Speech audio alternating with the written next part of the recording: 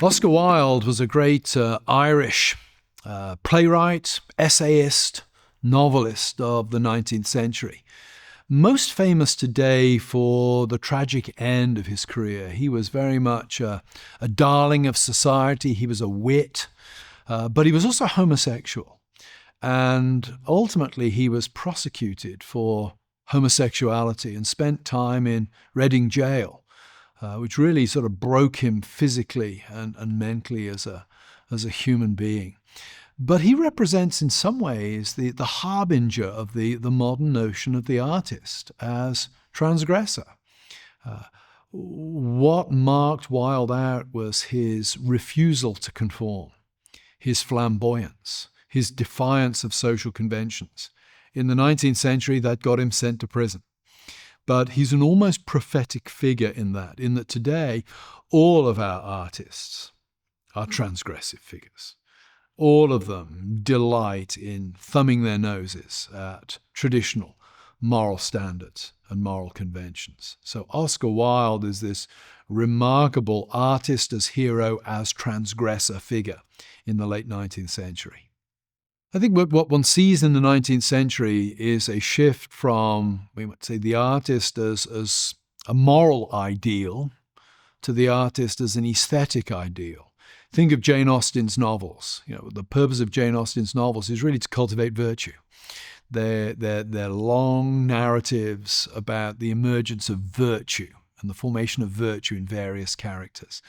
By the time you get to the 20th century, no, the virtuous character and the virtuous purpose of the novel has been replaced with a transgressive one. The hero is transgressor. When you think of what is the archetypal hero of our day, it's the transgressor. That emerges in the 19th century with Dostoevsky. In Dostoevsky's novels, there's always redemption.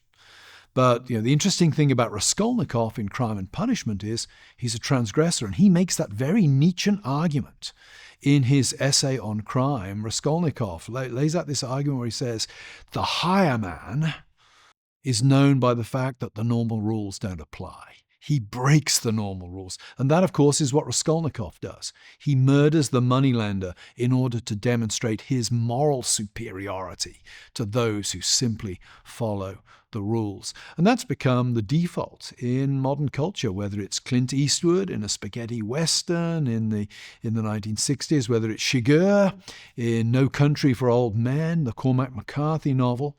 The people that tend to stand as the intriguing, glamorous figures of our culture tend to be the transgressive ones. And there's no redemption today, no. Maybe their transgression is their redemption. When you think that we have a society that places transgression and the transgressor right at the center, ultimately what you have is a war against all categories. Because as soon as something is established as normative, it's a target for transgression. It needs to be transgressed. One example of this is the pride flag, or another would be the LGBTQIA+.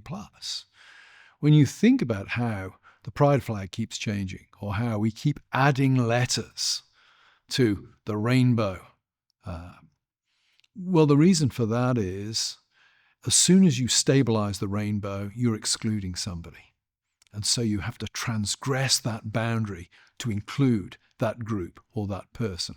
This is why I think that queer theory is the inevitable logical end term of this, because queer theory really is the war the war against all categories, against all stability. You need a little fee in your life. You need a little me in your life. I want to see the sea in your eyes. You need to be free.